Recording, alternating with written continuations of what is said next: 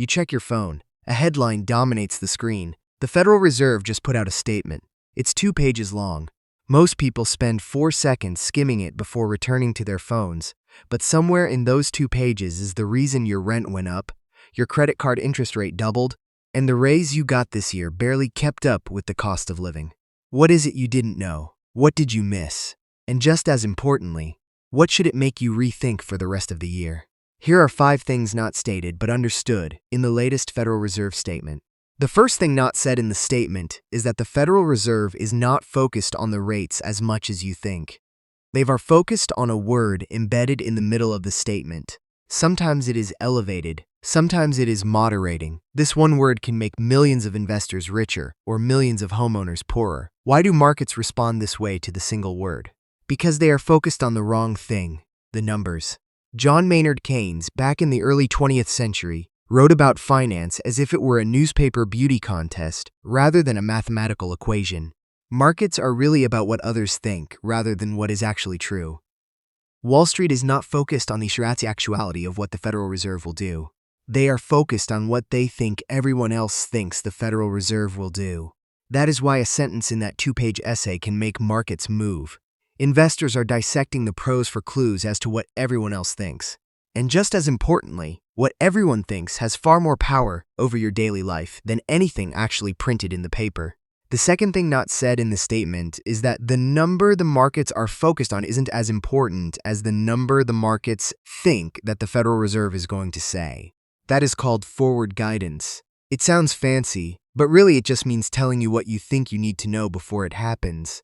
Why is that important? Because when dealing with money, surprise is the enemy. A sudden jump in interest rates can wreck an entire financial market. Meanwhile, a telegraphed one allows millions of investors to slowly adjust to the new reality. It is the financial equivalent of a warning sign before you turn onto a highway. The lane change is not as important as the blinker fluid. It is called the expectations channel of monetary policy, and it is one of the most important concepts in economics. The idea is that the Federal Reserve has tremendous power over the economy, not because of what they do, but by what they convince everybody to do. If everybody expects prices to rise, then prices will rise, because workers will demand higher wages, and companies will raise prices to make up for it. That is why Milton Friedman spent his career arguing that inflation was really just a psychological phenomenon. If you convince somebody that prices are going to rise, they will act as if they already have. The third hidden message in the statement is that a phrase that sounds really boring actually dominates everything that comes after it: data dependent. It's a phrase that sounds like the Federal Reserve is unsure of itself, doesn't know what it wants to do, or worse, is lying to you. It really means the opposite of all three. Data dependent means the Federal Reserve is making adjustments based on what actually happens in the economy. There is no 5-year master plan or secret rate increase agenda. All the Federal Reserve has is constant, incremental tweaks based on what happens next. Why does that matter to you? Because if the people who control the system admit to being improvisational, so should you. That is why it is irrational to lock yourself into a 30-year mortgage based on what the people who run the country said in a single news release.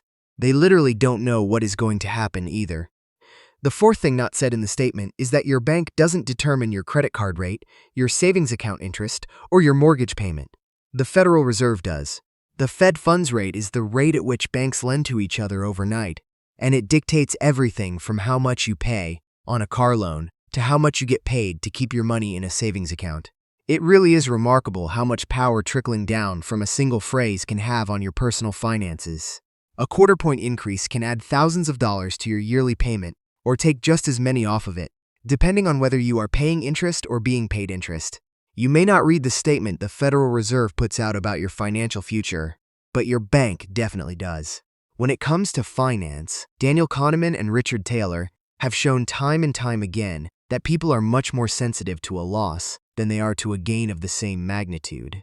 That is why the stock market tanks when the Federal Reserve raises rates, but doesn't jump up nearly as much when they lower them. People are far more nervous about losing what they have than they are excited to gain something new. And when it comes to the stock market, fear can be just as powerful, if not more so than greed.